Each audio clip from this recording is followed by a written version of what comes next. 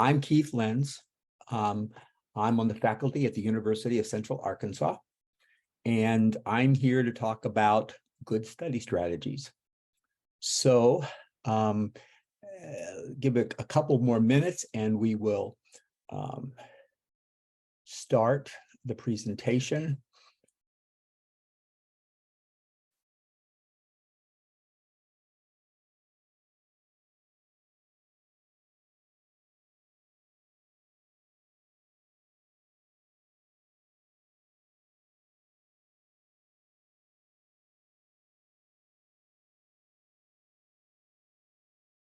While we are getting ready to start, if you would just in the chat, send me where you're from, what level you're teaching, a little bit, just so we have an idea of the scope and the background of some of the people here. Just make it brief, but go ahead and just put it in the chat.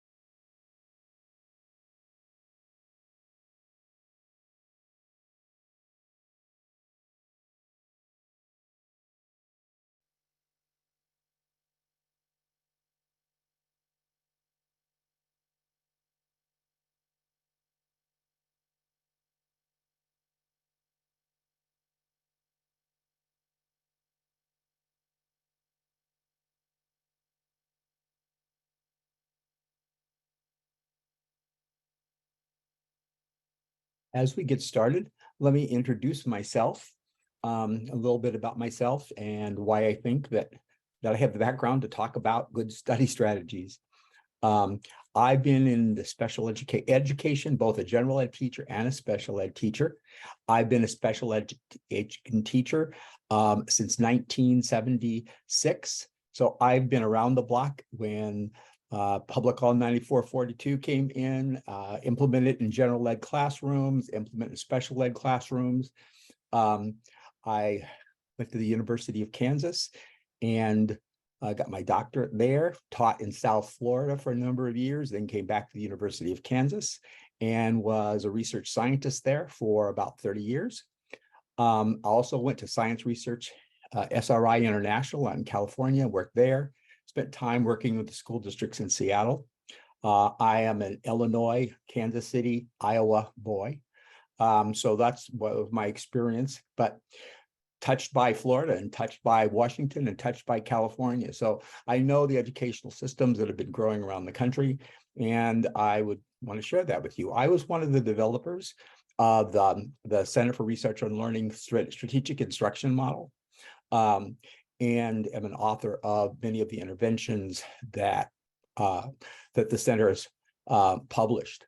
As part of this presentation, I'm going to make available to you resources and web links related to strategies and talk to you a little bit about my involvement in developing strategies. I want to share with you what I have learned about good strategies, the evidence behind good strategies, how we might start thinking about incorporating them into our middle and secondary schools, and how we might introduce strategies and different options. I want you to be able to think and reflect on how might these things work for you. And I hope you'll ask questions related to that. I was a middle school, high school teacher for many years. And so, and I've worked with many middle school and high school teachers on site in service and school reform efforts, looking at how do you incorporate content literacy and adolescent literacy in terms of the second setting.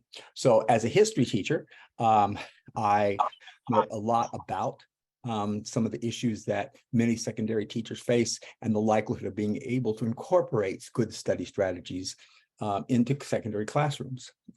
So let me share my screen.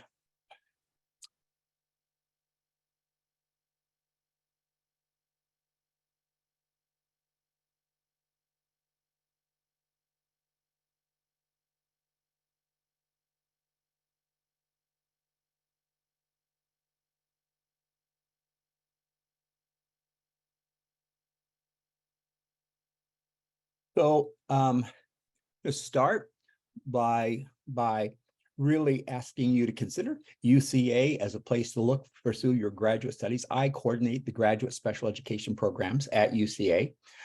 So I'm the person, if you have questions about the program, I'm the one you contact. Look at our website and ask all the questions you want about our different programs. And for those of you who are in general ed and want to get a resource endorsement or take classes in special education for some kind of certificate, we can certainly help you. If you know other people without teaching licenses who would be interested in our MAT program, I'd be able to help you. So I encourage you to look at the resources here and see the kind of things we do at UCA and the kind of interventions we provide with teachers as part of the graduate special education program.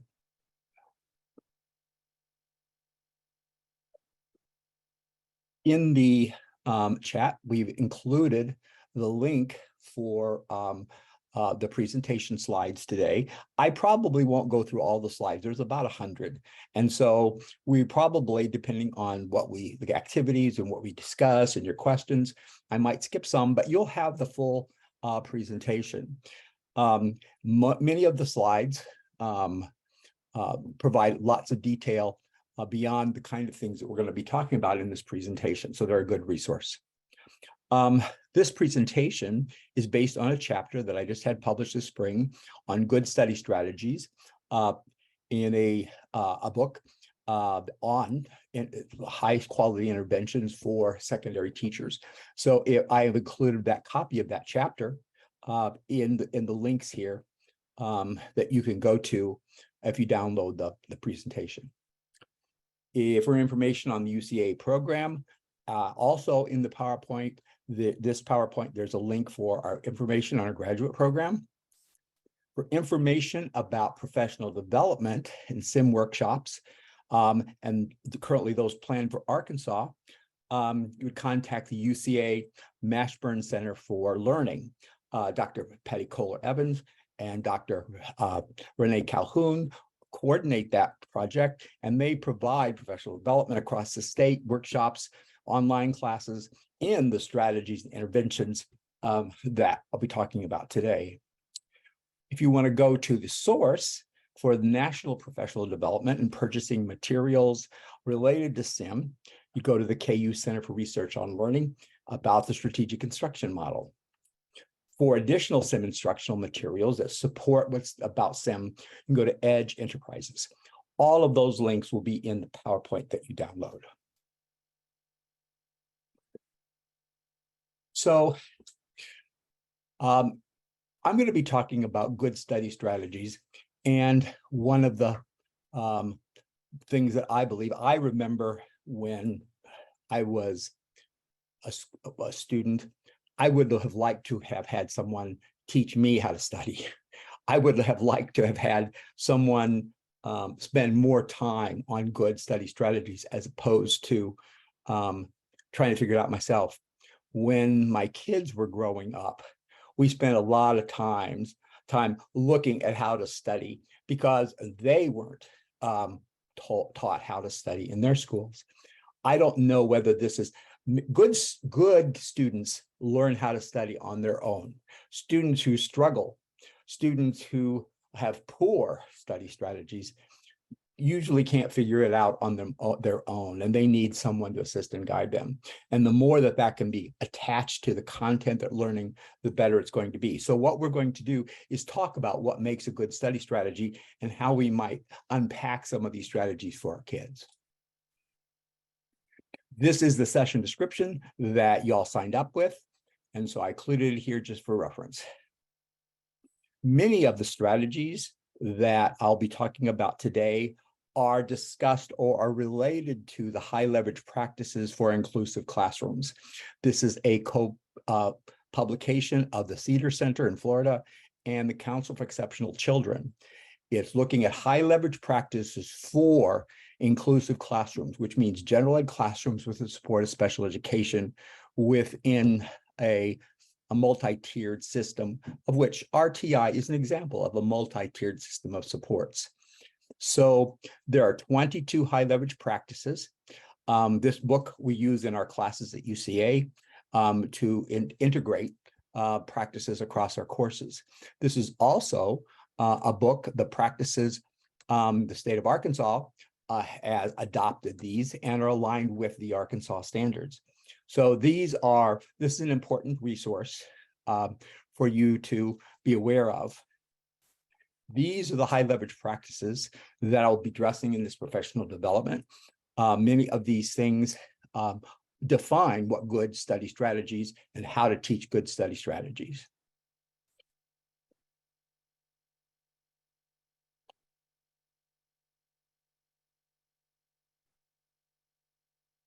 I'm turning on my chat just in case there are questions as we go along here.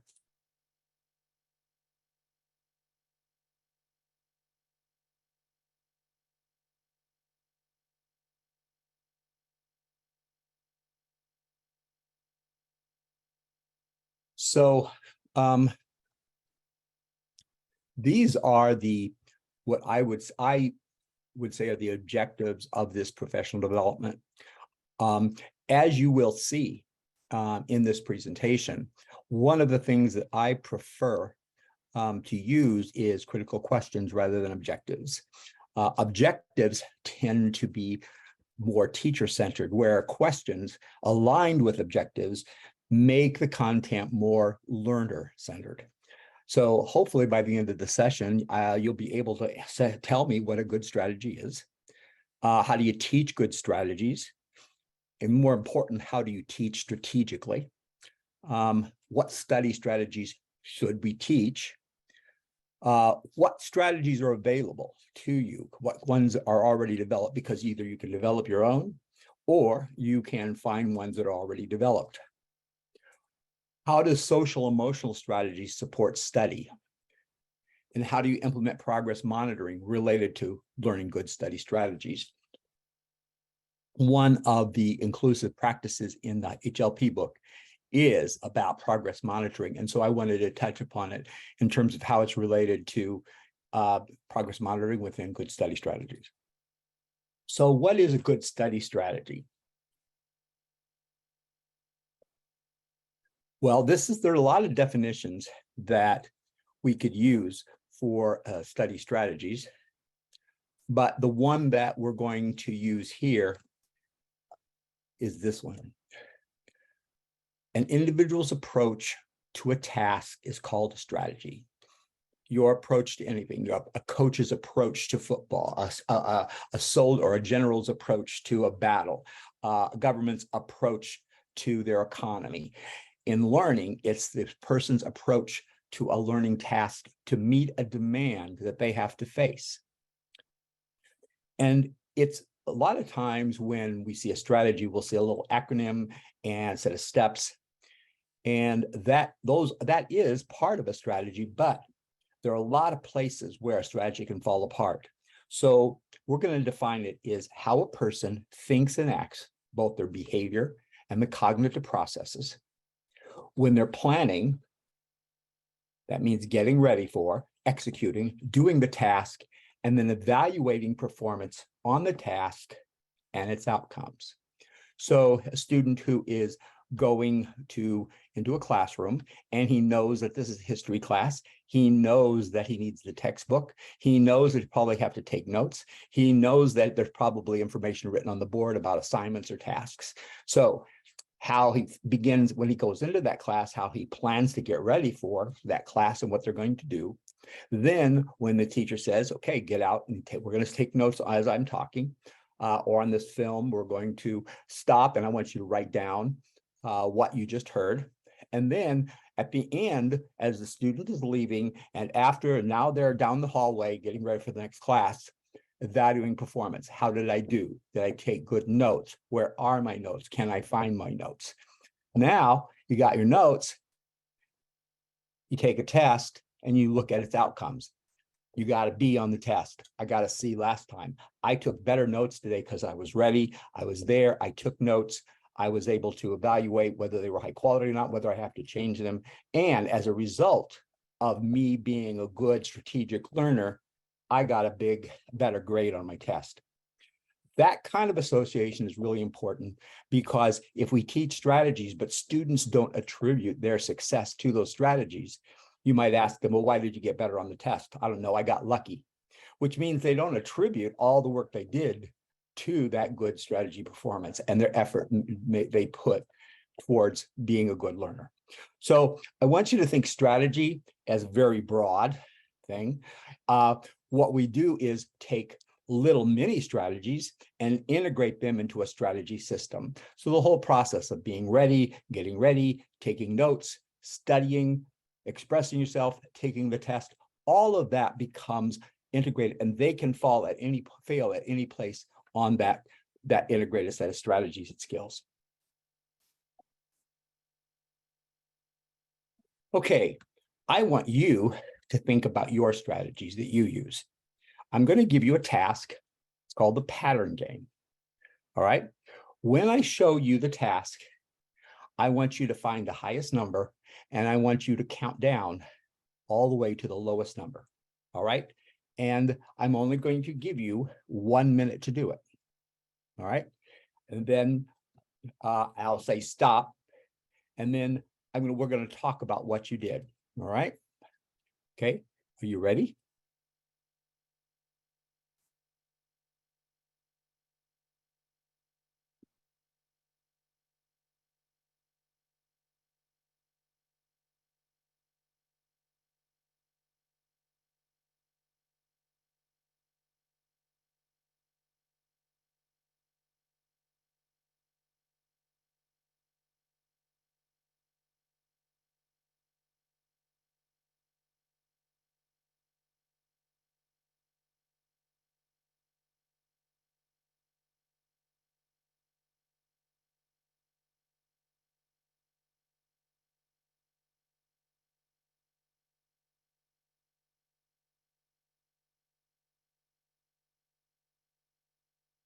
Okay, stop. I didn't give you quite a minute. So, all right, you can unmute or you can put your answers in the chat box. But how did you go about that? What was the first thing you did in order to tell me how you approached that task? What did you look for first?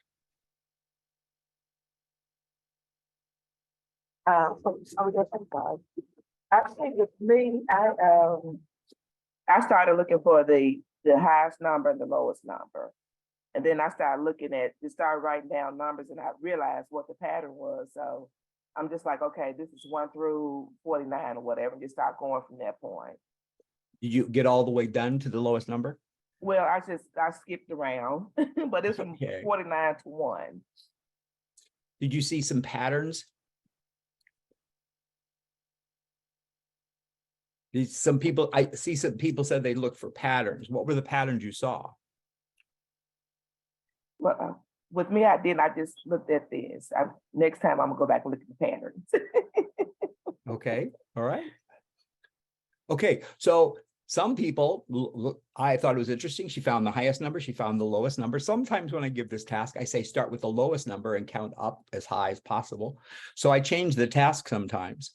Sometimes the numbers seem to be going around and then jump back and forth. And sometimes all of a sudden the strategy won't work anymore. So you have to say, okay, that didn't work. I wonder what I should try next. Okay, so we shift our strategies based on how well we're doing. Take a look at this list and get an idea. Here's the list again. See what, I'm going to give you just a little bit of time to look at what are the patterns you might see.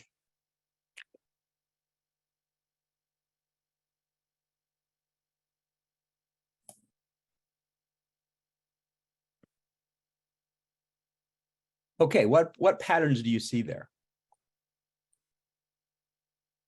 Okay, even and odd groups numbered together.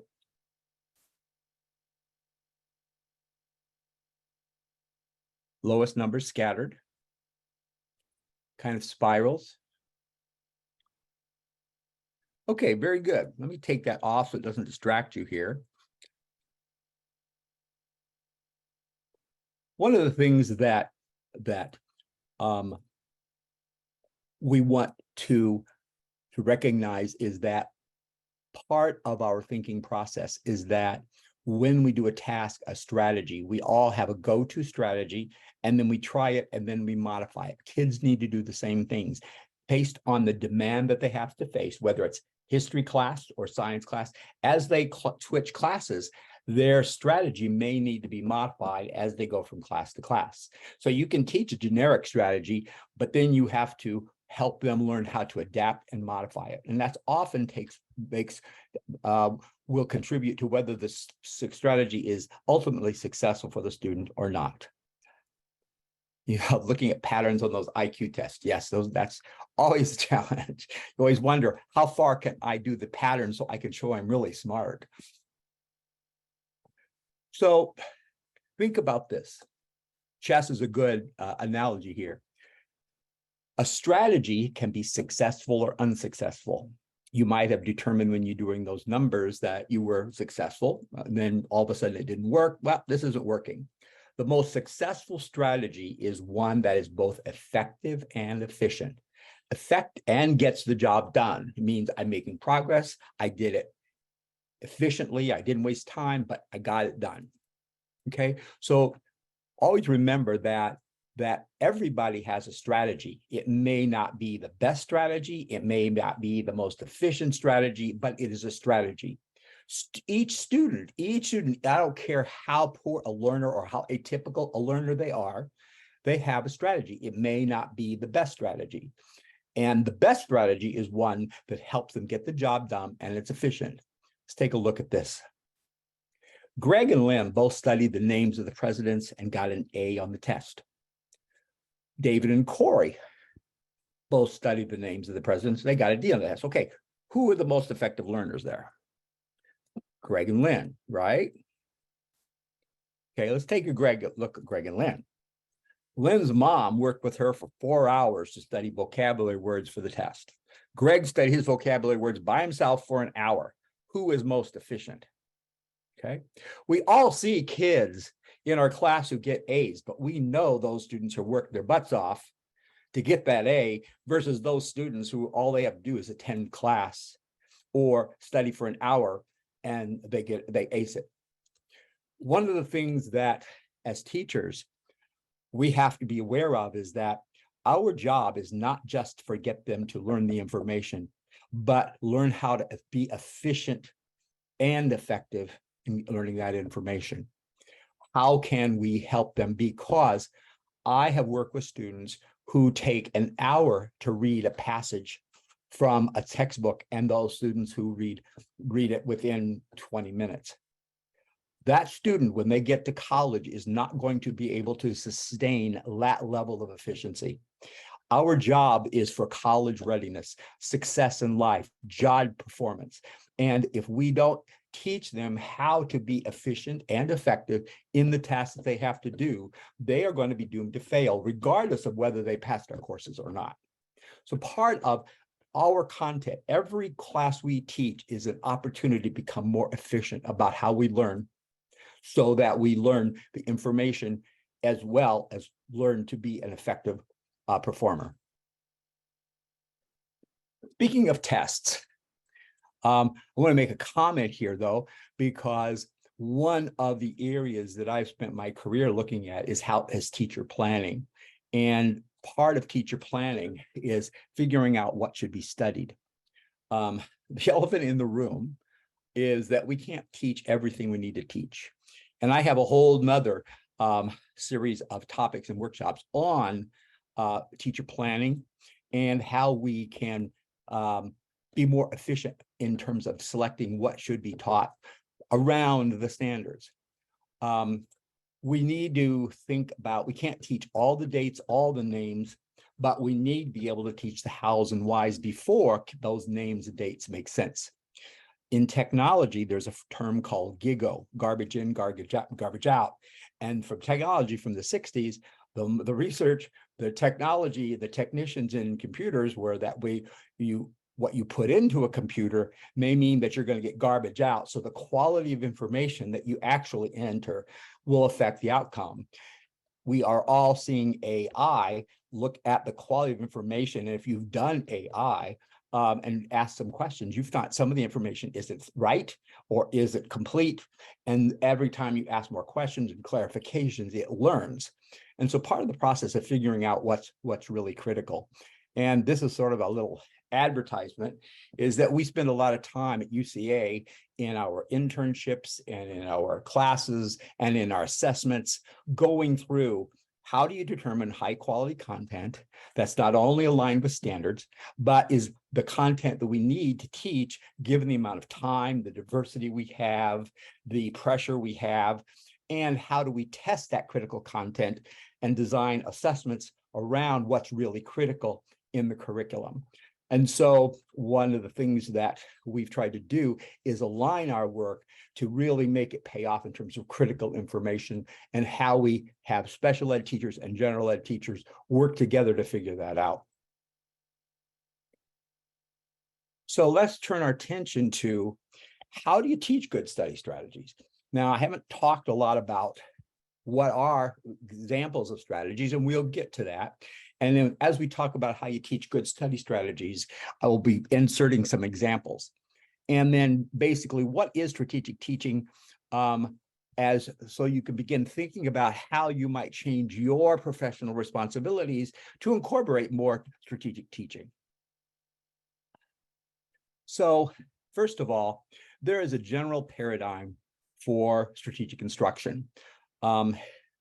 This paradigm was developed in the 70s and the 80s. Many research studies were developed. In the HLP book, it describes this instructional process.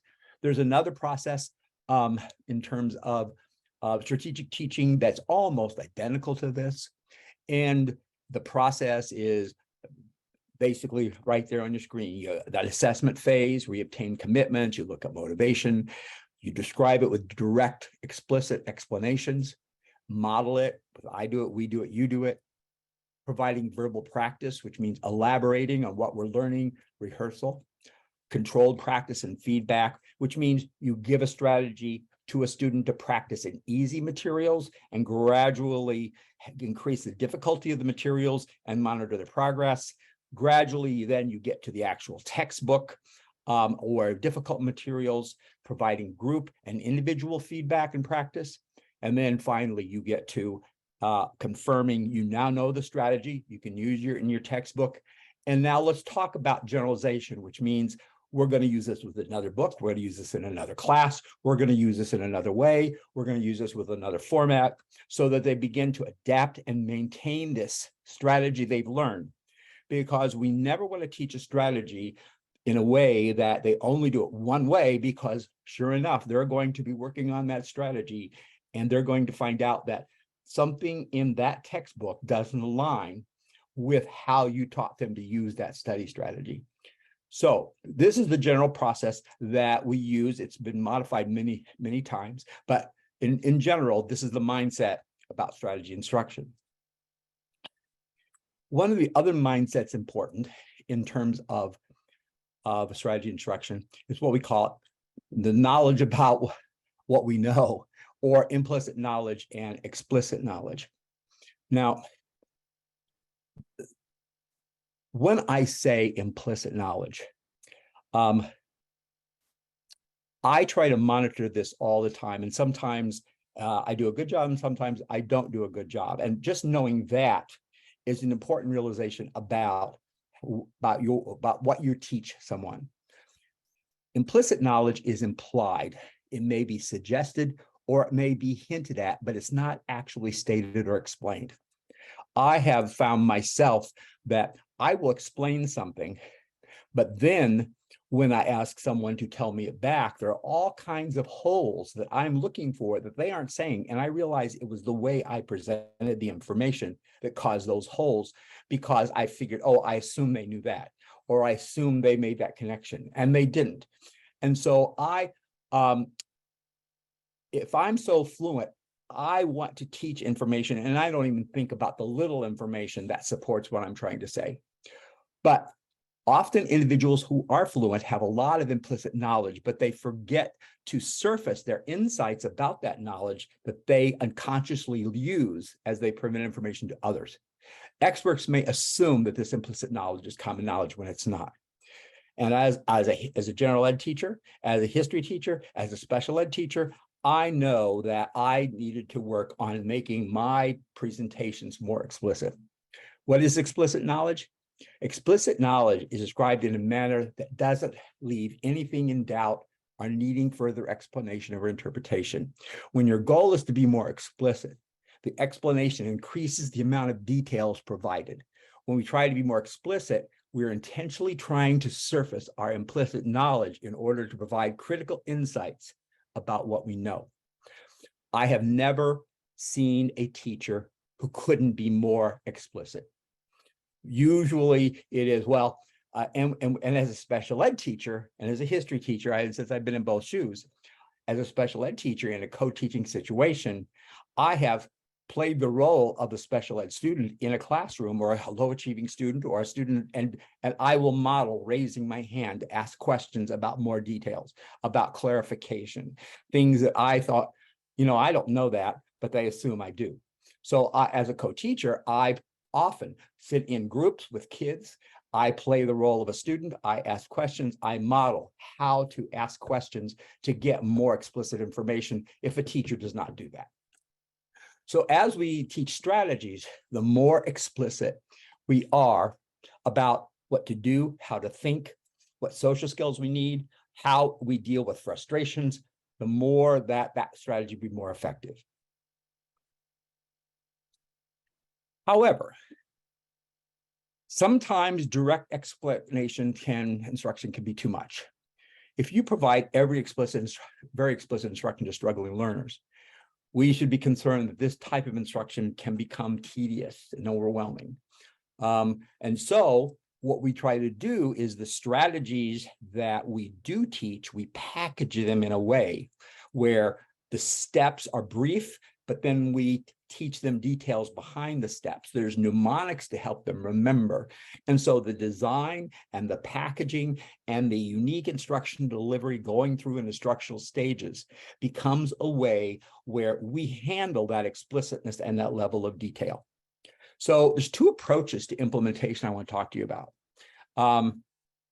So let me stop there to see if there's any questions about some of these definitions. What do I mean by explicit instruction? Anything else about what we've talked about so far?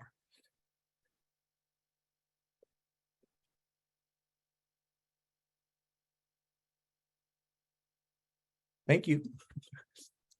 Okay, let's go ahead, go on. Okay, approach number one. And this is the approach that I like the best, but the other approach has major benefits as well. One is an embedded strategy instruction, which is provided in the general ed classroom. It may be just the general ed teacher. It may be collaboration with the special ed teacher. It may be that in the negotiations of co-teaching situation, the general ed teacher says, I'll work with you, but if you would teach the strategies to kids and I will teach the content, and then we'll both work at how kids apply the strategies to learn the content and negotiate that. But these are basically what it sounds like, looks like. First of all, class time is taken to lead students through a study process using what we know are evidence-based strategies. And everything I'm going to talk to you today is evidence-based. That means at least one significant study with robust outcomes were achieved when this strategy was implemented. So there's nothing here that's armchair or off the cuff. All of these have been validated. And if you go to the Center for Research and Learning website, the articles there, I can give you articles. Each book describes the research behind it. When the teacher does not have the strategies, when students don't have, and the reason for this is when students don't have the strategies to independently learn the content, and there's no time elsewhere to teach the good study strategies, the teacher has to say to himself, okay, this is my history. This is my science. This is the novel. This is the algebra that they need to learn. They haven't learned the right strategies to get it. So I have to compensate for these poor strategies in the way I teach my subject matter. Therefore, I am going to provide instructional accommodations, which means I'm going to use my teaching routines are going to model the use of strategies that are good strategies for them, and I'm going to engage them in that process collaboratively. So we are going to study together this content. We are going to organize this content together. I'm going to model it. I'm going to have them practice it, and they're going to implement it with me. If you've heard of universal design for learning, this is an example of a group accommodation, which is basically universally designed instruction, which means that process of teaching the strategies and how you learn the content with these strategies is a routine that is a universal design. And so we call these teaching routines.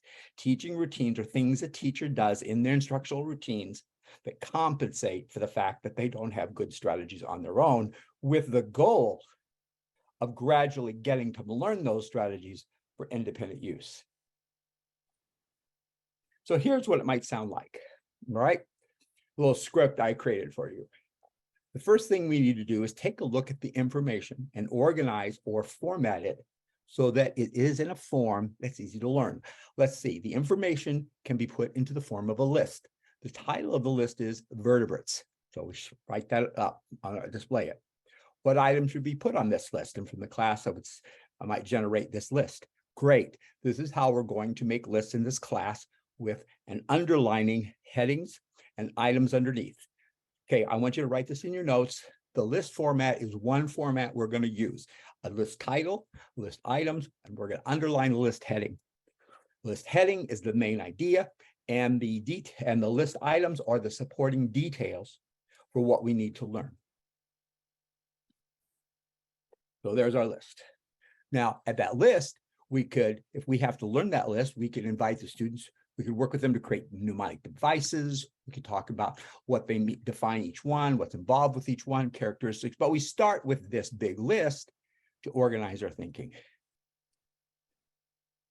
Okay, so you're going to continue to model this process. And when you say, I'm going to use this model of listing throughout the class and the process is repeated, this becomes a habit expected by students.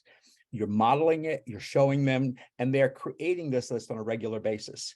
This is beginning to teach them how to study. And the first part of study is to organize their information. We're going to get on that, get to that point about the process of learning and where strategies fit in with that.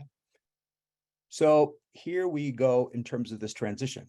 Okay, we've just created a list with a heading to organize information that you're going to study. We have been doing this together. Now we're surfacing not only the content, but how we're learning this content. We've been doing this together, but you need to learn how to do this on your own. So let's stop, look at how we created a list and identified a heading. And so you might go back through the chapter and say, how did we create that title list? Let's stop and look at how we created it. I want you to take notes on the list, on the steps for how to create good lists. I will display each step. So I'm going to give you a strategy. I'm going to display each step and what to do at each step so you copy them into your notes. I want you to know these steps so that you can create your own list to study. Okay, so here we go a little step further. Studying requires you to organize information. And one way to organize information is to identify lists of important information. Where do you think you can find the list that you need to remember? And so you might talk about where you'd find lists, in headings, where in textbooks and study guides. These are all places you're going to find lists. You need to find lists of important information so you can decide which ways are best to remember the differences, the different types of information. We're going to learn a quick and simple strategy for making and remembering lists so that you can use that information. The remembering system, which is called the mnemonic device, is called lists. So here is the list strategy, all right? This is called the first letter mnemonic strategy. And if you notice, number one, look for clues. Use signals of importance, relationships, and the information to create information headings. Step two, investigate the items, okay? A process for chunking lists of information and checking the quality and format of the list. And later on, we're going to talk about how do you evaluate the quality of a list, and I'll show you the scoring guidelines. Step 3, select a mnemonic device using first. Now, here's an example of you have a strategy with another strategy embedded in it. Okay, select a mnemonic device using first. Okay, this is a mnemonic device. The first letter mnemonic is number 1, you could form a word from the items in that list. Number 2, you can insert a letter within that list so that if you need an A or a small, an E or something, to make that mnemonic device interesting or more memorable, you can insert a letter between the letters to create a more memorable word. You can rearrange. Sometimes the order of your list is not important, so you can rearrange the items in the list to create a word. 4, shape a sentence using the first word. Every good, the planets, every good. Now that I'm saying it, I can't remember it. Every good boy does fine. Shape a sentence. So try combinations. So you could create a sentence, you could create a mnemonic. There might be different ways to do this. You can see here, this is a list. The list strategy, the order is important. Actually, first, the order is not important, except that form a word is the easiest. But you could rearrange those. So this is basically the intervention, lists and the first steps in lists. Then you go move on to the study process. So you get the list down, you create a mnemonic, a way of remembering it. You transfer the information to a card. So you put the definition on back, the acronym on the front, and you can then use it for a self-testing, and with organizing it for study. You can find someone else to help you, which then involves the use of social skills, appropriately working together in a team. And then finally, self-test. Use the process for self-testing until you know that you are comfortable with all the words in the card. Now, this is a very standard practice, but now what we've done is we've packaged it, because telling a student all that information, just telling them all the details, would be too much. So what we do is we have to package strategies so they're memorable, they're learnable to kids who have trouble learning. And then we teach these strategies to them through an instructional process. When a general ed teacher does this, they've modeled this process all the way repeatedly until now they're ready. They're saying, okay, they've been doing this. We've been creating lists. We've been creating mnemonics. We've been putting things together. Now I'm going to share with them this process so that we're going to create a cue card so that they can begin doing this themselves as part of the study.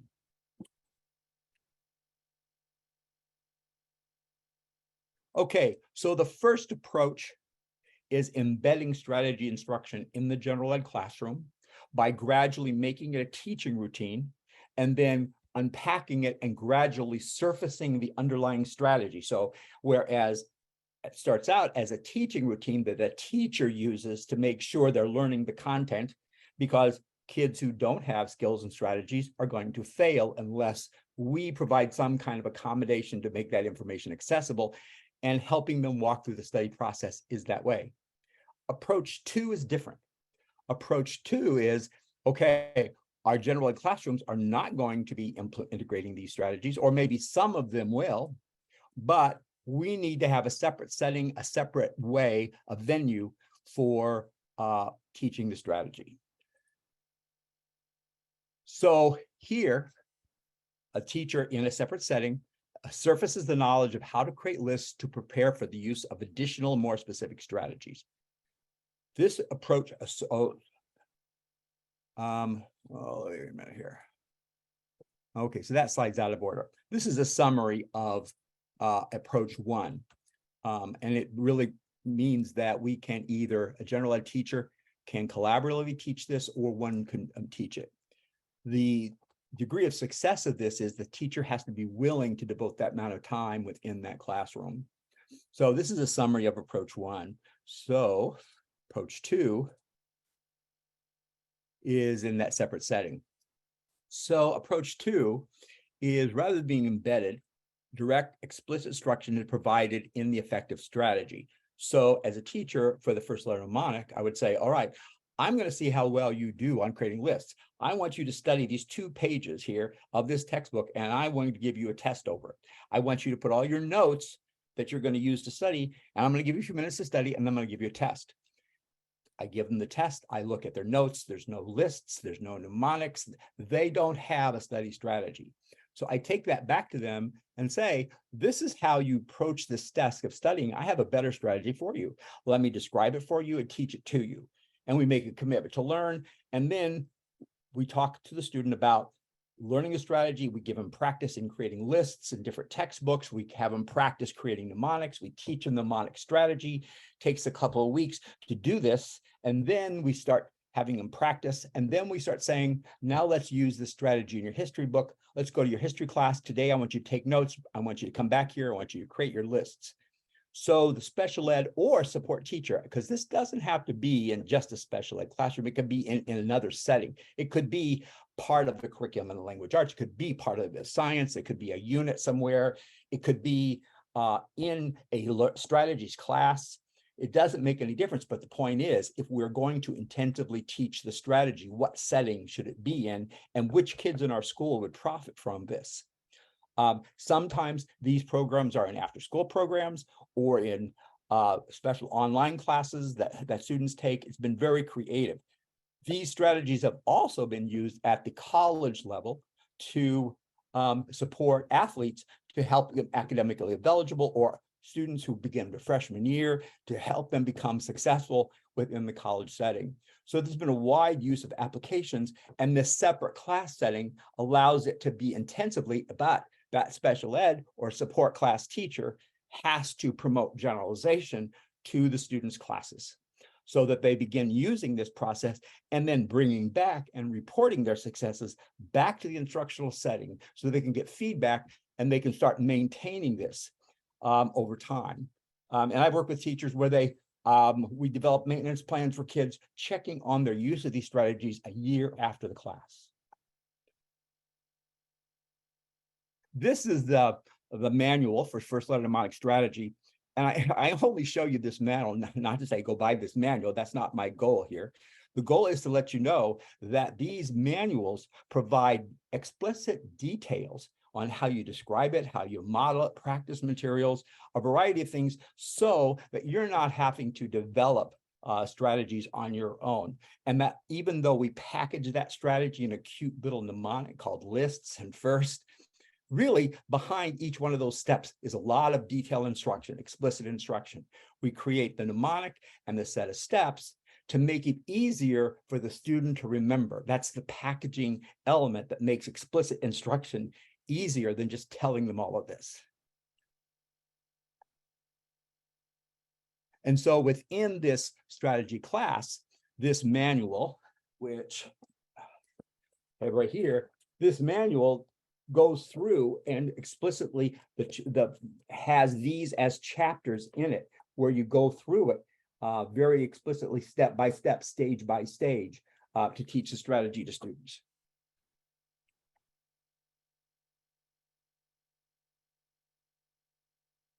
I want to mention disciplinary literacy here because I teach the disciplinary class at UCA for undergraduates.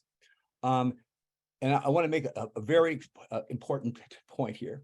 While practices associated with disciplinary literacy are aligned with integrating how to acquire disciplinary knowledge, disciplinary literacy practices often are targeted for students who are already fairly strategic in learning content. It's going deeper into the history, looking at artifacts, evaluating them, analyzing them. And whereas any student can be engaged in these processes, if they don't have the original strategies for gaining that information, organizing it, remembering it, the ability to go deeper and investigate it becomes more challenging. And there have been many articles written about students who are less strategic often do not have the foundational and intermediate strategies required for disciplinary literacy. So while we should still engage in working on disciplinary literacy within each of our content areas, we also have to begin thinking about those intermediate strategies from basic foundational reading and writing skills, to those intermediate strategies where students are working in their content area courses and mastering that content with an RTI framework.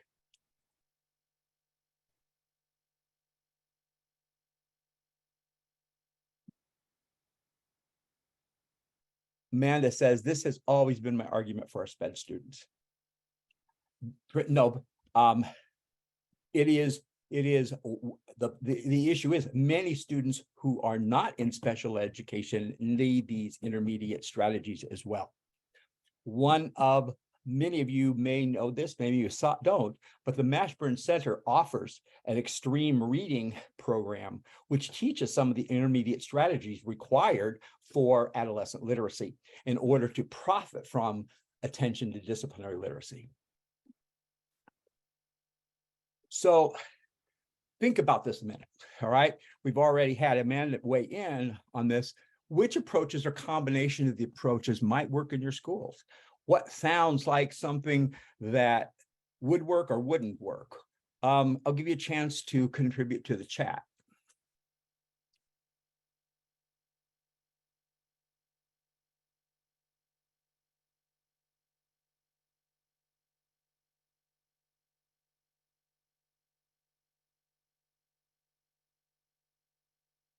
Any thoughts? And the two approaches again are embedded or integrated within the content area courses, or taught separately in some other setting, special education or not, or a separate part of a course, or a combination of those. Do you have some of these things already in your school, these delivery models, or is this something that is different, is new, it would have to be thought about?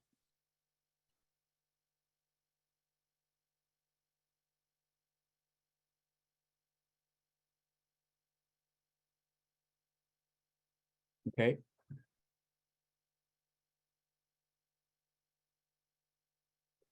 Okay, we have designated time for RTI, combination, bedding them into the content area classes. Okay, combination approach. When the fresh skills kids, they still need it to be taught. I think combination too. Well, I'll tell you, within an RTI framework, first of all, if a general ed teacher is embedding strategies to learn the content in their courses, there are going to be some students who are going to need more. So in an RTA framework, a level 2 intervention would be for those students who need more. That could be done within the general ed classroom, or it could be done in a separate setting where they go to a class and they know that the teacher is working on first letter mnemonic, and they could teach more explicitly what are the details of first letter mnemonic, give them practice, give them feedback. So you could provide it with an RTA framework, but part of it would be that the best model would be that all the general ed teachers would at least refer and use and do some modeling of the application of the strategy within the general ed classroom, so that students who are learning or getting support have opportunities to practice it as part with their content area learning with their classroom materials, so they can see its implementation across science, math, language arts, and how it needs to be modified to make it work in those settings. Very good. Thank you. So there are a couple of features of strategy instruction that really haven't been addressed in the literature. That was my bell to give you a break.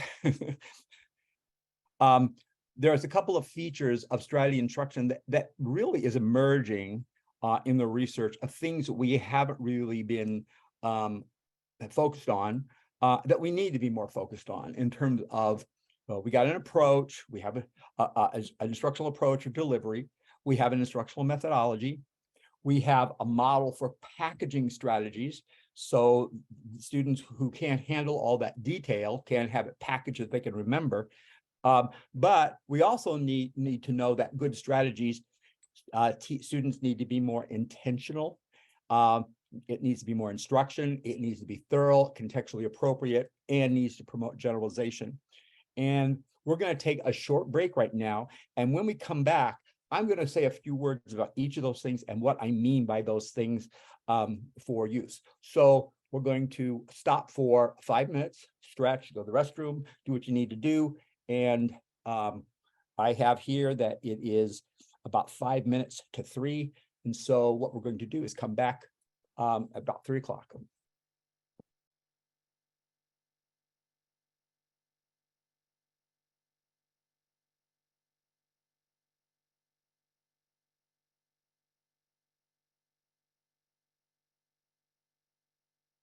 Okay, I'm going to get started again. The last slide we looked at was talking about some other conditions of good strategy instruction beyond the other pieces I talked about.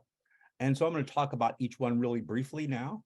The first is being intentional about learning strategies. One of our definitions of a good strategy is the process of being intentional about, I am going to study now. We're going to talk more about that in a little bit. But intentionality means we're also teaching them when you are in specific situations in math class, here are the kinds of places where this strategy is probably going to be useful so that they can click into, I want to use this strategy, and they learn to automatically think about it. Also, there are such language cues where in situations we say, well, do this first, or as you do this, or consider 2 factors before you make a decision. There's a verbal cues or language clues about when it is time to use the strategy. And that makes it so the student becomes aware of those places, and the student will then click into the mode of, I need to use the strategy at this point. So intentionality, or the desire to or know when to use a specific strategy, becomes important. Intensive means that you are teaching a child, a student, and you realize they have certain things where they need more information, that they don't have the background for this, or they don't have the additional background. So the strategy becomes more intensive because you have to teach more about it to compensate for the personal variables of that student in terms of what they know. And this is one of the reasons why a combination of both embedded in the general ed classroom and separate is that in a separate classroom, you can personalize it and provide opportunities for the student to make up for the differences that the general strategy might allow. Thorough. This is one of the ones where I find that we need the most work on, and that is that thorough means we are providing thorough details about how to do the task, both the behavioral, the cognitive, the social, the emotional, metacognitive factors. And so there are behavioral factors, what you see, cognitive factors, the strategies you choose. The metacognitive factors are related to how you're thinking about, boy, did I do that right? I better change my strategy. Or the social emotional features, which are, who do I need to get to help me? How can I work together to get this done with them? And the emotional, I'm really upset. I'm really frustrated with this task. I really don't want to work in a group. I really afraid to ask questions. Those frustrations which prevent us from engaging fully in a task. And finally, that they're generalizable. That when you take a strategy like FIRST or self-testing, and I think self-testing is the best example I can give you. Every single study strategy should have maybe a self-testing component, and the self-testing procedures might be embedded in a variety of strategies. So when you get to self-testing, talk about what did we learn about self-testing, here's a good place to use it. So the more you can repeat elements of strategies like flashcards, or always take a heading and then turn it to a question so that you can answer the question, or paraphrase what each paragraph is about and take notes, main ideas and details, or create lists to remember how you create lists. you repeat those essential features across different study strategy situations, the more likely they're going to be able to generalize it. One of the things that in the design of strategies, and when you're developing or making sure you're teaching strategies, there's always a behavioral component, like read the first question at the end of the chapter, read the paragraph, write on every other line of your paper in order to, before you edit it. Those are behavioral factors. Cognitive are those survey, clustering, prioritizing, organizing, little steps that you take to actually engage in the strategy, paraphrasing, summarizing, self-questioning. I'm going to question here to get the information. But then metacognition is, oh, I've been using paraphrasing. I've been organizing these into lists. It's not working. For example, one of the textbook usage strategies, you go to the end of the chapter, you look at the questions, you guess which section of it is, but what if it's not working? What if you're not finding things? You need to say, hey, this isn't working. I need to shift my strategies. Thinking about your thinking is that metacognitive component. The social element is often in strategy, you say, if you can't get this, go ask for some help. Who are you going to ask for help? Someone who knows more than you. What are you going to do when you ask for help? You're going to ask, hey, do you have a minute that you could help me? And then if they say yes, then take the help, be positive about it. And when they're done helping you, say, thank you for helping me. So you embed a social skill within the strategy as well. And then finally, emotional. Well, if you get frustrated, tell yourself that you have time to look back again. Maybe if you're afraid to go approach that person to ask for help, let's talk about what you might say to that student so that you're not that individual, so that it makes it easier for you to get started. So any of those things, the behavioral, the cognitive, metacognitive, social, emotional, could be a falling down point for completion of the strategy.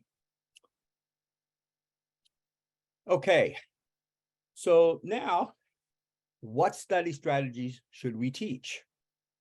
So first of all, strategies, the first thing that we need to be thinking about. Now, all of these strategies, we'll talk about what strategies we should teach. All of these things, it's not going to be a perfect recommendation. But here are the things we need to be thinking about. Strategies, we need to teach strategies that will help students meet the demands of the general ed setting. Everything we do in special education or in support classes or in studying should be, how can we help kids succeed in the content-rich secondary classroom?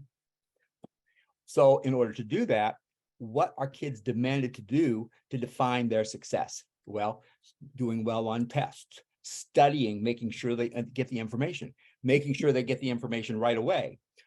So the more that a strategy can help a kid meet a demand, the more likely are they going to learn it and use it and remember it. If a class does not require note-taking, if a class does not require to listen to lectures, if a class does not have a textbook, teaching them those strategies to be successful in that classroom probably are not going to be effective. Kids probably won't learn it. So part of that, now some classes may, some classes won't. Identify which classes, and then make sure that those strategies are embedded in those classes. So the strategies are going to vary depending on the demands of the classroom. Like in teaching reading, all right, the foundations of reading, the science of reading, you should think about all of that in the state of Arkansas. Like in teaching reading, we teach students strategies that good learners use. That's what we know about the science of reading, about how do good readers read, right? Like in teaching reading, we use the science of learning to learn how successful learners study, all right? So we look at what has the research told us, what do we know about good studying, good learning, to base which strategies we should teach. And this gets to the point of, well, should I develop my own strategies? How easy is it? How hard is it? We use our experiences and observations to help us teach evidence-based strategies, but experience and observations are insufficient. So when I work with a teacher and I look at how they're teaching, I make modifications and say, well, they're not doing this, they're doing this. These kids are doing well over here. This is what they're doing. How are they responding to this teacher? I take all that in, but I know that just without a foundation of some effective strategies that the research has showed us work over and over, I can't go back to square one and reinvent the strategies. We don't teach reading by our experience and observations alone. We rely on a science of reading for that. In the same thing, we look at a science of learning. And I take issue with this statement. This was a statement taken out of the HLP book, High Leverage Practices. There was only one statement out of the whole chapter I didn't like, and this was it. Using her experience and observation skills, the teacher can easily study how strategic learners take good notes, identify an underlying study skills needed, and design a strategy to accomplish those steps. I don't think it is that easy.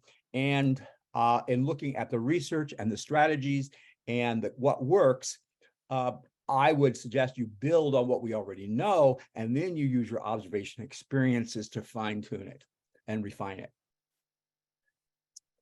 We need to use strategic teaching to help students build good study strategies based on the strategies they already know.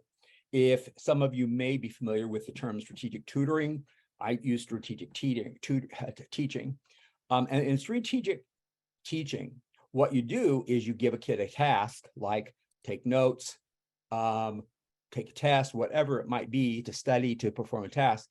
And then you ask them, so how did you do that? And you begin to look at the strategies they're already using, and you see, boy, they have 4 or 5 steps here that are really good. I can build on that to help them develop strategies. So find out what strategies your kids already know and build on those, because if they already know parts of it, then you build on it, they're more likely to learn the strategies you're introducing them. So you're weaving strategies together. Sometimes they can't do the task at all, or if it's so not strategic that you might have to introduce a complete new strategy to them. Strategic teaching is making that decision of evaluating the strategies, which means you need to know a lot of strategies. You need to know about strategies that for writing and studying and listening, a whole variety of strategies that work. And the more you know, the more likely you are to be able to evaluate what strategies they have and then to build on them or incorporate them into your instruction. So I'm going to go through some examples, types of good evidence-based strategies that are available to you, either in textbooks, in manuals, through Mashburn Center, through the KU Center, within talked about in different manuals and books. To get started, to be able to understand this, I'm going to take you through a brief way to organize different strategies that have been developed. And it is a brief tour. It's a very quick tour of how we process information so that we can sort strategies realistically. This is an information processing model, lots like of information. So we take in the information, short-term memory, where we work on it to try to make meaning of it. It's the initial acquisition of information. If we learn it, it goes into short-term memory. When we need it, it's retrieved, and then so that we can work on it some more. And we either forget this information or we respond and do what we're supposed to do. Up at the top, we have some of the other elements that shape some of this. And so if we take a look at just this process here, this gives you a little bit more detail. Short-term memory is you keep it for right now. You underline, highlight, or jot keywords down in the margins. It's when we're first initially acquiring information for the first time, whether it's read or listened to or responded to. And the degree to which we do this means how well we'll transfer it to long-term memory. I used to have kids read a passage, and then when they were done, I have them turn the passage over and answer comprehension questions. That's very short-term memory. It's likely to be forgotten, and it's not likely to be transferred. Immediate reading means that once they read it, answering those questions is probably find out whether their short-term memory looked at whether they could determine whether it was important enough. But that doesn't mean that they're going to remember that information. I would rather read it, then the next day have them come back and then answer some questions about it, or read it and then say, I'm going to have you take a quiz on this on Friday, 2 or 3 days later, find out how in the meantime they process that information. So just remembering reading and answering questions in a single out period is not a good measure of learning ability, but it is a good measure of whether they get it right there so that they have it later to study.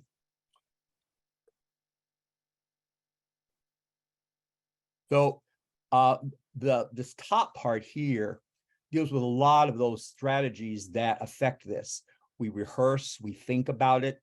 Are we giving it our attention? Are we being intentional? Motivation is, do we choose to learn it? And then motivation is we continue to want to learn it. And then different models for remembering, elaborating, coding it into some device, or mental models, which means, do we have a big picture of what this is really learning is all about? The big ideas, in other words. When we look at interventions and the strategies that are out there, we have acquisition strategies. What do you do when you come to a word you don't know? How do you do passage level comprehension so you get the main ideas and details, you self-questioning or paraphrasing? When you look at a visual, how do you get the information out of it so you can interpret it and use it? Storage retrieval. Here, storage retrieval, we retrieve, store information. This is really this access to short-term memory, and working on it here is where we study. So study are those strategies in here. And then finally, expression and demonstration of competence. This is where we, okay, write about what you've learned, take a test on what you've learned, participate in a classroom discussion about what you've learned, verbalizing, answering questions, interacting with others, and incorporating what you've learned in problem solving and using that information. Study strategies have those two parts, storage and retrieval. Store means you stored it in long-term memory. And then when it's in long-term memory, when you've memorized it, you can retrieve it. I always, the analogy that I would give is a file cabinet analogy. The file cabinet, think of as your head.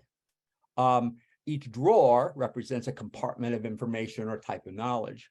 So if I was to talk to you about soccer, you would pull out the drawer on sports and you would look for the file on soccer as that individual sport. And then you would take the information I just gave you, for example, soccer rules, and store it in that folder until you need it. So that file cabinet in that drawer, in that folder, has what I know about soccer and the rules of soccer. Later on, when someone asks me about the rules of soccer, I go to my file cabinet, I pull that out, and cognitively I say, here's the answer to your question, because I could retrieve it. So I store it and retrieve it. I know where to go to find it, and I know where to store it, so later on I can find it. The way that it's helpful for me to think about storage and retrieval is that kids with disabilities, kids with poor background knowledge, don't know where to store it. And then when they go to retrieve it, they can't find it. And so part of this model of storage and retrieval helps us figure out that to help kids store, we have to be able to, and then here's what the PowerPoint comes in, distinguish important from less important information. So they know what to store and what to forget, or what to make less important. They need to be able to record the differentiation of important from less important information so that they can sort it. They need to analyze important information according to relationships as linear knowledge, hierarchical knowledge, comparison, causal, analogical, inferential, so that they can begin to do that thinking. I need to compare these things. This is cause and effect. And if you take a look at the standards, these are a big part of the standards. And if that study doesn't include those ability to store, that becomes important. One of the things that we need to also think about is then retrieval, getting that information back. And so as we retrieve that information, we select and use that information in different ways. Here is how I've organized interventions to consider as related to information processing during that initial acquisition when they're getting it for the first time. I've already mentioned word ID, paraphrasing, visual imagery. Textbook usage is in there, but it's also textbook usage has a storage and retrieval element to it. Listening is definitely an initial acquisition, but the way we measure listening is whether they take notes on it or not, or whether they're able to answer a question. So often listening and note-taking and textbook usage cuts across this area of studying versus initial acquisition. But strategies which require rehearsing or organizing. And what's really clear is you can't organize something unless you understand it.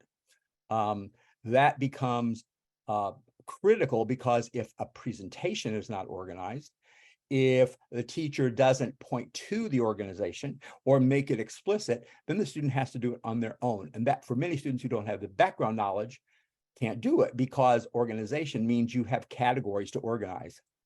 Mnemonics, paired associates, elaboration, coding, all of these are storage and retrieval strategies. And then expression and demonstration of competence, testing, class assignment completion, all fit over here.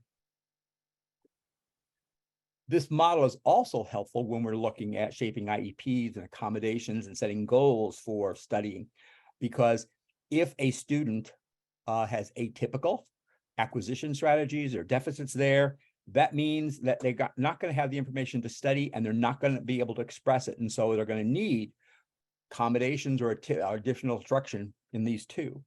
If they do have acquisition and they can get the information, but they can't study it or express it, that means that instruction and accommodations need to be provided here. And finally, if they have these intact, but it's only expression, so their IEPs and their goals would be here.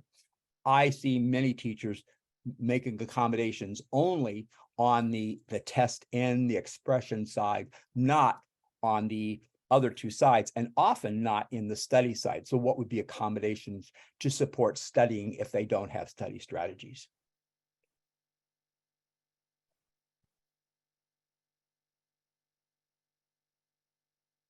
So here is the first letter mnemonic remembering system again. And you can see that has both the storage and the retrieval process. So what we look at is the first task is studying as a secondary intentional effort that a learner directs to understand, remember, and express information.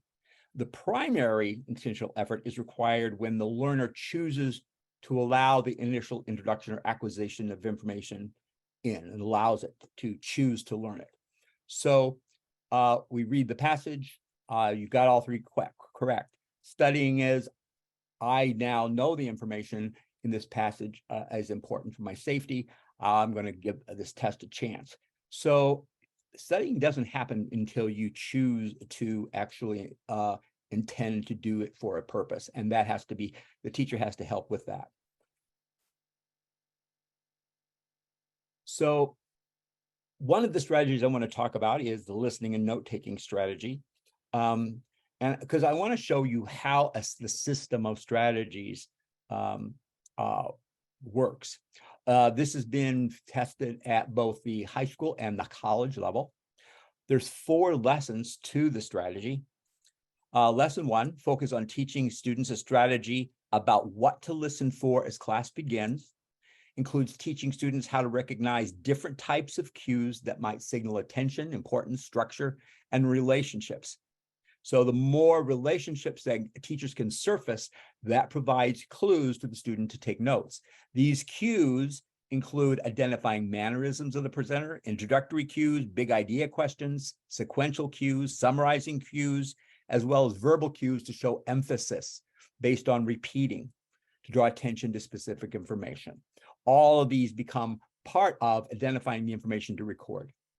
Lessons 2 and 3 in the listening and note-taking strategy focuses on teaching students what and how to note information, so how to put it down. The steps include teaching students how to click or record information by using keywords, synonyms, abbreviations, and symbols. This process also includes reviewing notes to highlight keywords. It also has them use the T method of organizing the note information. We're putting topics on one side, main ideas on one side, and then supporting details, or what I call proving details, on the right side to help organize their notes. Many of you may already use this. Lesson 4 really gets into the good strategies part, because the first part is recording the information, more acquisition and recording what's important. So here in the lesson 4 for good strategies, they gather information they might have missed by asking questions for information. Talks about when to ask those questions, how to ask those questions, and the use of appropriate social skills. It's a process of rereading and highlighting lists, relationships, definitions. Then there's a self-testing process using topics, main idea, details in their notes to ask and answer questions using flashcards or some self-testing model. There's a strategy also for drawing diagrams to visually represent relationships, descriptive, causal, sequential, comparative, and the use of graphic organizers to show those relationships and then review them. All the way through dealing with that emotional component using positive self-talk. You can get through this, this process. So you begin to see here the behavioral, the cognitive, the metacognitive, the social, and emotional components that are built into the listening and note-taking strategy. Here is the manual. It's not very big. It's actually one of the smaller strategy manuals. And so it's a good one to consider. Self-testing, I've mentioned, as an ongoing mini strategy that can be embedded in many of the strategies. One, in the order strategy, I've already mentioned this, but in the order routine, this is one where the teacher comes in and they work with information and they identify, well, what kind of information is this? It is comparison. And so they draw a diagram to show that comparison. And then they have kids read and then draw their own diagrams and then use those diagrams to self-test and study. Content maps are another way to study.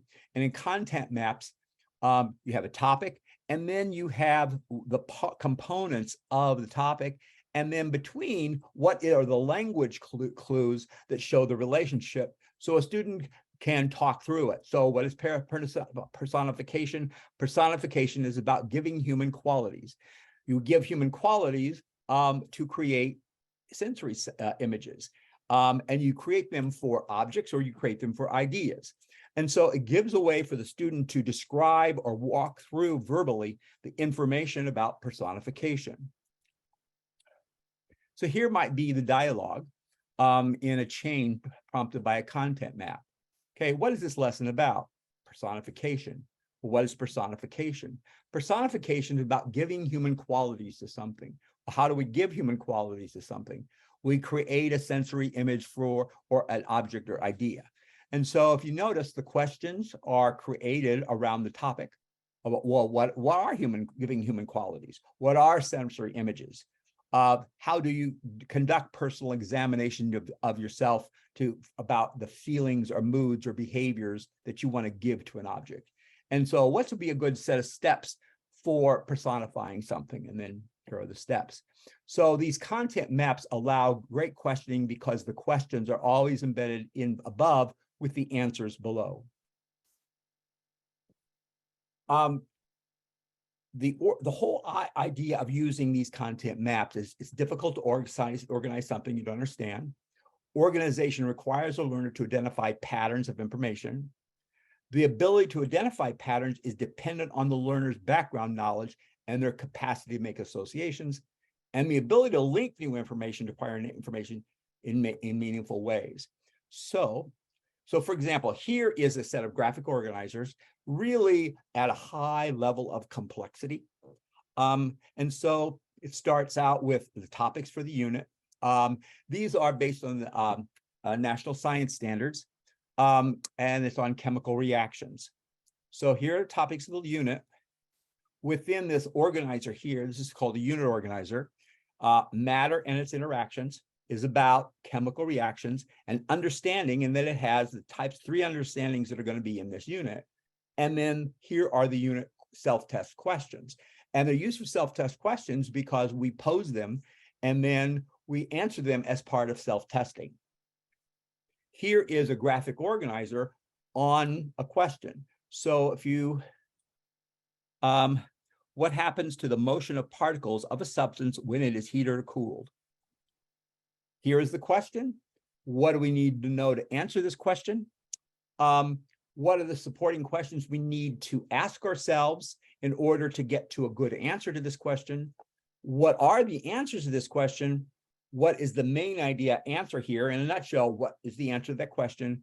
How can we use this main idea in our learning? And then is an overall idea or real world use of this. So this is a way of taking each question and taking it apart.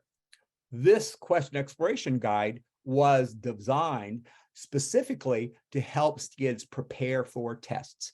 That tests are related to questions and promote a self-test process that where they have the information and they review and discuss it in a self-testing mode. Here is, we're not going to go through these in detail, but here's a cause and effect guide looking at a causal relationship, starting with a question. Here's a comparison table about comparing heating butter versus heating an egg. And then this is an argumentation guide that could be used to argue a point, provide evidence, to prepare for some kind of assessment, to self-test this and answer questions, to be able to use this in a self-testing format. Another intervention, there are a variety of routines and strategies to help students remember information. The recall enhancement routine, there's also fits with the first letter mnemonic strategy with other strategies. But the recall enhancement routine gives students a glossary of recall devices they could use in class. And so a teacher might say, well, here's a list of information. How might we remember this? And here, the embedded strategy instruction is in the general ed classroom, the general ed teacher creating the list of information, and the students working together with the teacher to create a system for remembering it. So the routine starts out with the teacher teaching all of these devices: picture devices, keyword devices, first letter devices, series devices, and other types of devices that might be used to recall information. And so once these are taught, then the teacher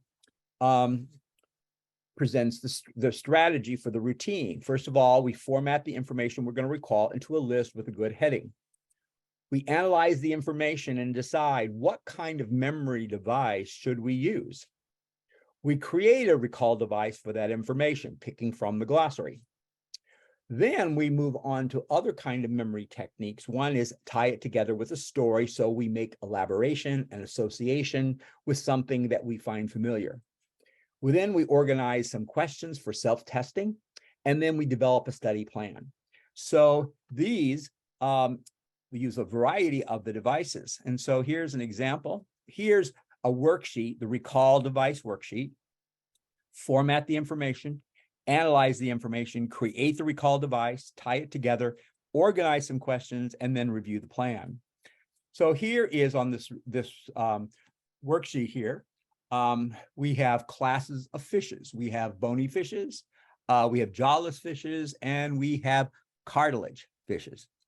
Well, analyze the information and select a device. Well, the device that this teacher picked was a boxing device. And so they created a recall device: bone, jaw, cart. So they put they boxed keywords that they knew, and then they drew a picture. I can see a cart with a fish with a big jaw on it, and then I can see a bone in the back. And this is the teacher, Mrs. Jackson. And so here is a story. My husband went fishing and caught a huge shark, a type of fish. He had a big jaw, and we could see his bones.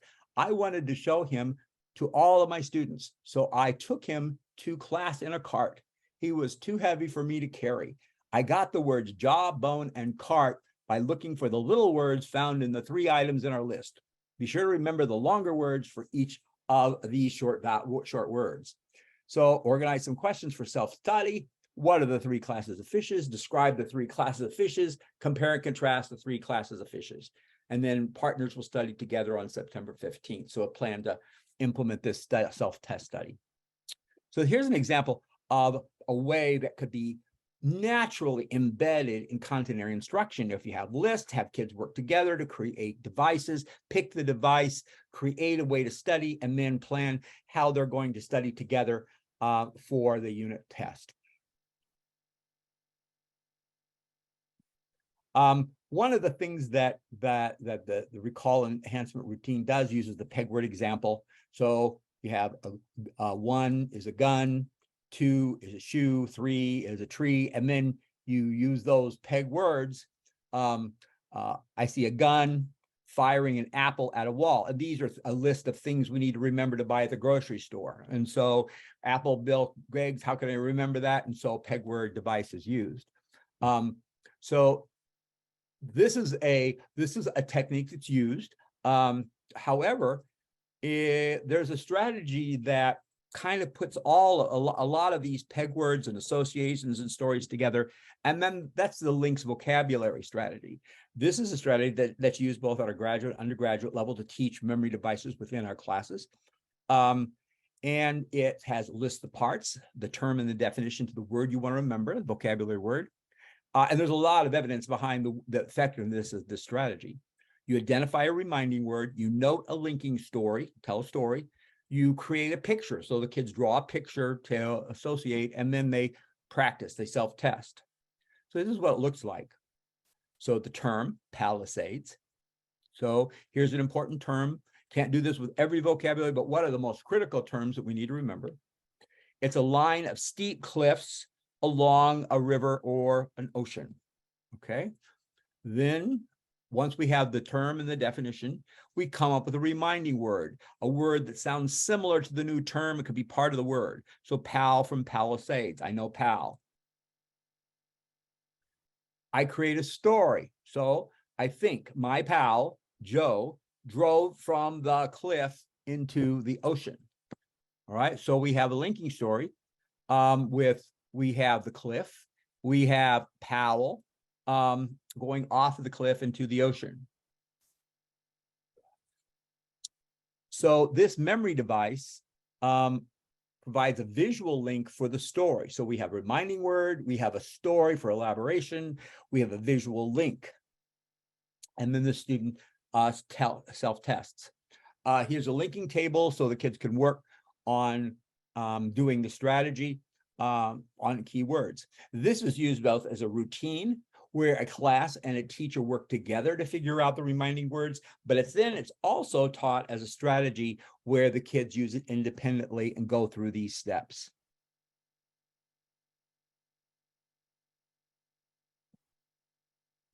Here is just an individual linking table. One of the things that we focus on a lot is fidelity of implementation. Many times when we implement interventions, we don't implement exactly the way the research has found them to be effective. And so I know in reading and in elementary school, the fidelity of implementation of interventions, especially those ones that are direct protocol interventions that are scripted, the fidelity of implementation that you do it the exact way is really important. The same is true of study skills. We may use a study strategy, but then we may decide to modify it. As long as you have the major components of the intervention there, so you haven't changed it enough so that you are sabotaging the effectiveness of the intervention, that becomes important. And so here's an example of the vocabulary linking routine checklist. There's a checklist for each of the interventions to make sure that they're done correctly. And here's the second part of it. Okay, so we've looked at some of the interventions that are available. I'm going to continue here. And part of studying we found in schools has to be part of a social component where kids work together, or you work together with an adult, or kids work as a group to study. And where I've sort of pointed to these elements of the study strategy interventions as we've gone through, I wanted to talk a little bit about what are the kind of interventions that you might want to consider. There's a whole line of interventions that's been developed as part of the SIM intervention program. And the interventions by Sue Vernon at KU is a really good set of interventions to consider. They were designed to teach kids how to collaborate, work as a community, partner in terms of studying, partner before they get a question, they work together, and then they choose who's going to answer, and then they raise their hand. But these interventions are listed here: talking together, teachers teaching students how to collaborate respectfully and responsibly during study by taking turns, giving others a chance to speak and being heard, showing kindness. And so if you read through those, you'll find that many of these elements teach students how to create an organized learning environment with partners to learn and apply organizational strategies such as calendars, notebooks, desk lockers, and backpacks. Many of these interventions were designed originally through the National Institutes for Health and field tested on elementary school students with the data. I have teachers tell me, well, these were designed and tested for elementary. And when I talked to Sue, she said these work for older age students and adults as well, because the research that went into the design of these interventions were based on research with adults working together. And so the research from adult learners was translated here, and then we've adapted them, and I've used them to just in even my classes at UCA to give some guidelines for how I want them to work together, what my expectations are, how to work with a study partner to study, and completing tasks. So don't rule out evidence-based practices related to cooperative learning, and especially cooperative learning done with pairs or small groups with kids with special needs. And these interventions all work to accomplish that. Again, I've referred to them as parts of interventions, that social and emotional component that to be considered about when you need help, what do you do? Okay, I'm going to talk about progress monitoring, but I would like to know if you have any questions before I go into the progress monitoring component.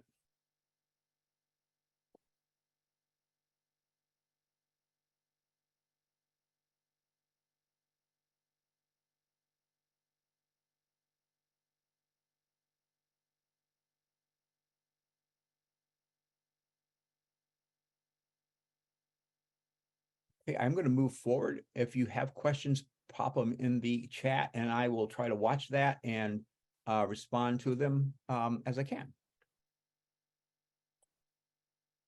So progress monitoring in the content areas is kind of in its infancy. We have better, more reliable, valid measures for measuring content acquisition in for reading and math and writing and the basic skill areas, and especially at the elementary level. However, there have been efforts to do progress monitoring measures. Some progress monitoring measures are creating a vocabulary list for the year and then giving students randomly those word lists to define words, or mastery models of progress monitoring are they got 10 vocabulary words for the chapter, and if I implement an intervention, how many of those 10 words, what percentage of those words are they getting right if I'm integrating vocabulary learning strategies in them? Though those are mastery progress monitoring measures rather than the curriculum-based progress monitoring measures. So what we do know is I'm going to share with you some ways of thinking about that. Some people have looked at the teaching information about the content areas using study strategies and then measuring the length of written responses and whether they've included all the topics of vocabulary words covered in that. So it's a couple of measures at the same time. I'm going to talk to you about measures that were used in the different studies to evaluate content area learning and some examples of that. First, in progress monitoring, a teacher must identify measurable elements of a student's knowledge, like 10 vocabulary words, or finish this statement. What is this unit about? And in addition to the content elements, what was the study process that was used to study each element? So for many of the interventions that I'm going to talk about, there was a measurement system included in each of the intervention materials.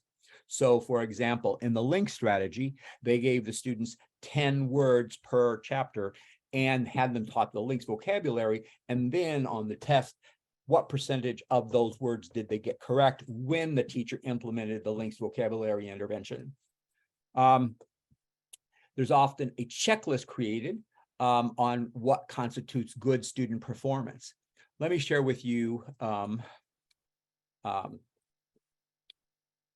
measurement system for the first letter mnemonic strategy. So here, you scored 0 if the student didn't perform the element of the strategy and a 1 if they did. So the heading of the list summarizes a group of information in the passage, 1 or 0. The heading is designated as a heading by being separated from the list, 1 or 0. The heading is short. The heading must be accurate. The heading is limiting so that it covers 7 or fewer list items. Each item in the list is related to the heading. Each item is short. Each item is accurate according to the passage.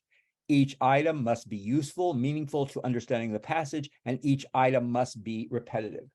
So here are the criteria. So out of these 10, this student scored 4 or 40%.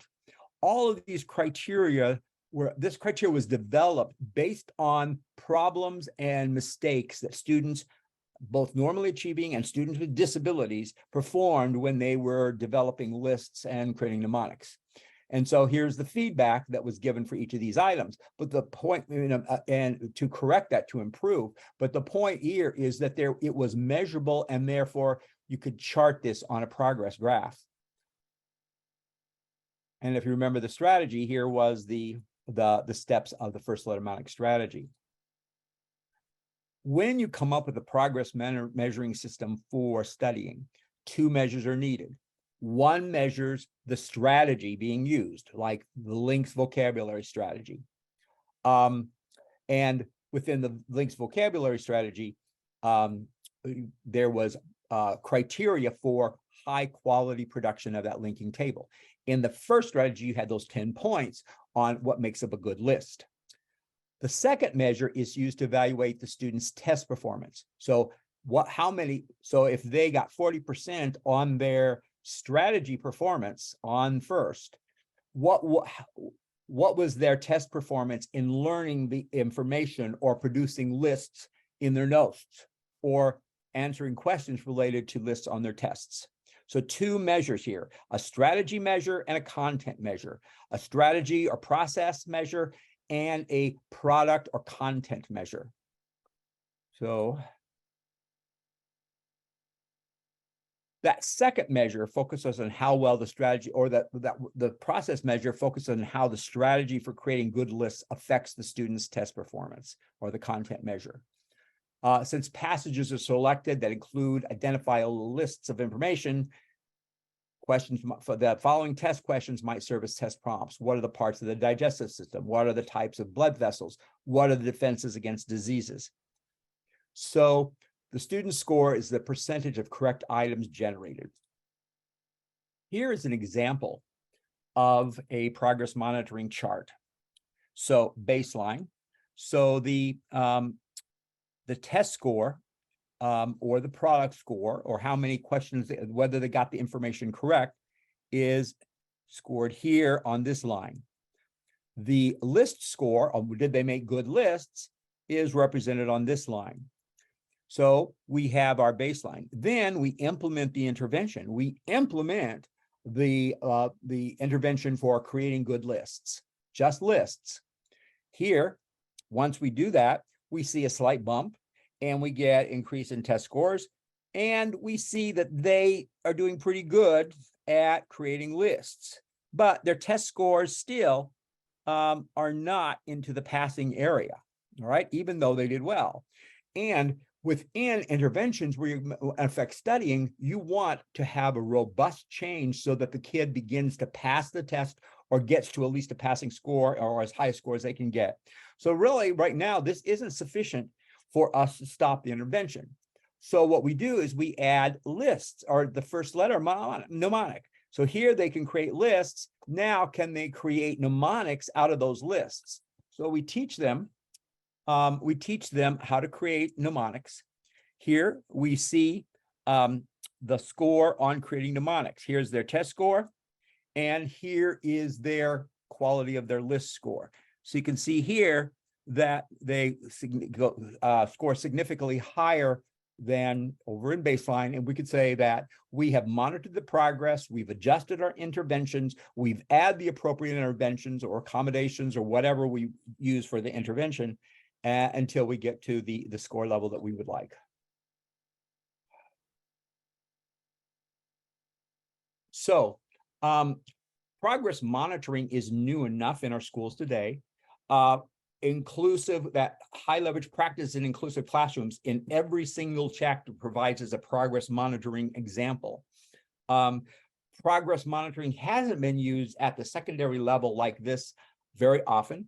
And I just would like to get your reactions on your thoughts on using progress monitoring to assess the impact of instruction in good study strategies in your schools.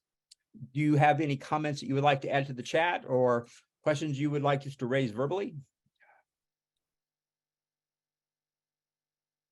We're coming to the end of the session, so you can make thoughts or questions about any of these, but I'm going to be opening it up for questions. And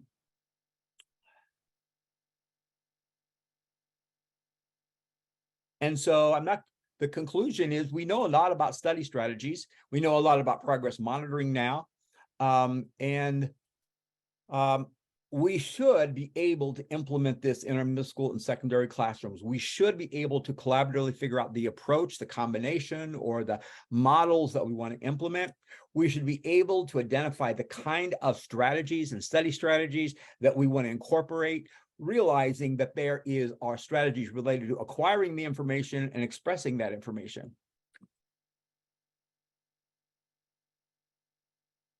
Thank you, Amanda. Any additional questions? I urge you to, thank